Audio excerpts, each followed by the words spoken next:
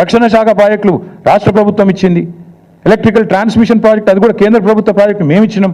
ఇంత పచ్చి అబద్ధాలు చెప్పేటోడు అనుముల రేవంత్ రెడ్డి కాదు, అబద్ధాల Revanth రెడ్డే.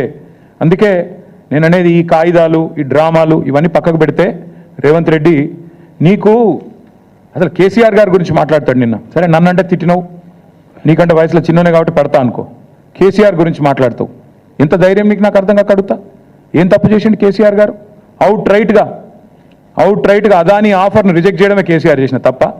KCR rejects Adanis offer. This is KCR. Red signal ఇచ్చిండు కేసీఆర్. దేశం మొత్తం ఇంకా అదాని గురించి తెలియకముందే మొదలు మేల్కొన్న ముఖ్యమంత్రి కేసీఆర్. ఇక్కడనే కాదు, కేసీఆర్ గారు ఓపెన్గా యశ్వంత్ సిన్హా గారు రాష్ట్రపతి ఎన్నికల్లో పోటీ పడ్డప్పుడు ఓపెన్గా అడిగిండు, ఎవరి కోసం 10% బొగ్గు దిగుమతి అనే పాలసీ ఎవరి కోసం?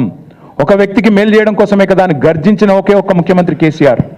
నీలాగా కొడంగల్లో సిమెంట్ ప్లాంట్ కోసమో లేదా మీ మంత్రుల ఈడీ కేసులో రాజీ కోసమో చీకట్లో కాళ్ళు పట్టుకునే రకం కాదు కేసీఆర్ గారు.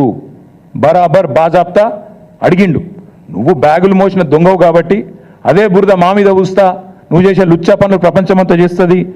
నీలాగా గౌతమ్ బాయ్ అని చిల్లర పనులు చేసుకుంటూ ఆయన చుట్టూ తిరిగి మస్కా కొట్టే టైపు మేం కాదు. మాకు ఆ కర్మ పట్టలేదు.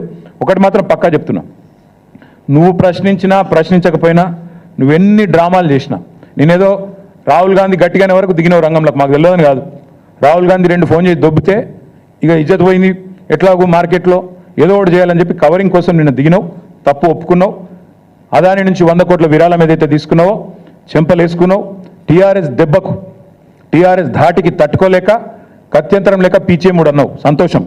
కానీ 12,400 కోట్ల పెట్టుబడి ఏదైతే అందులో నీ వాటాలతో సహా మీ పెద్దలకు మూటలతో సహా ఏదైతుందో దాన్ని కూడా ఖచ్చితంగా రద్దు చేయాల్సిందే. అప్పుడైతేనే నిన్ను నీ రాహుల్ గాంధీని దేశం నమ్ముతుంది, లేకపోతే మీ మాటలు ఇంకెవడు నమ్మడు. ఇంకొక మాట నేను అడుగుతా ఉన్నా, 5,000 కోట్లు ఇప్పుడే నేను అడిగిన పంపుడు స్టోరేజ్ దాని పాలసీ ఎక్కడుంది చూపెట్టు, ఏ బేసిస్లో ఎంఓయూ చేసినావు చూపెట్టు. అట్లాగే మూసీని మురికి కూపంగా మార్చే అంబుజా సిమెంట్ ఫ్యాక్టరీ కోసం 1,400 కోట్ల పెట్టుబడి ఏ బేసిస్లో పెట్టుకున్నావు చెప్పు.